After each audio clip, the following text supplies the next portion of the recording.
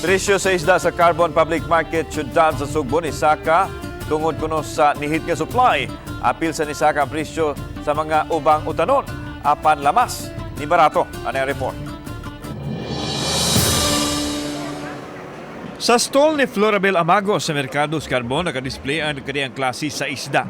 Mato niya nga ni Saka ang presyo nini tungod sa epiktos panahon.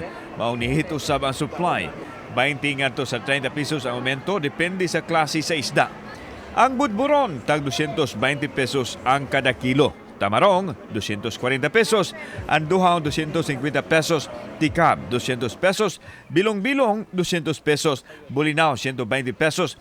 Tarurot nga nukos, tag 300 pesos ang kilo. Karon sir, medyo mahal-mahal yun siya sir, kay nihit man ang isda karon. Samtang ang presyo sa mga tanon, medyo ni Saka usab matod sa mga negosyante. Ang Baguio beans, tag 70 pesos ang kilo. Carrots, 90 pesos ang kilo. Patatas, 90 ang kilo. Broccoli, 160 ang kilo. Kani sir, gikan nagdalagit. Bahalag kagiron. Pero binoong na. Binok sir, 15. Di na si Roy, kansi, dako pa sa kamot na ako. Maranihit ang supply.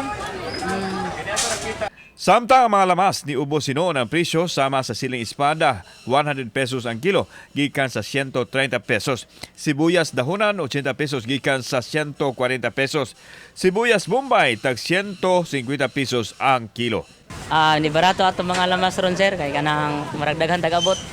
Kauban si Clover Lumaya, ako si Alan Domingo. Balitang Bisdak.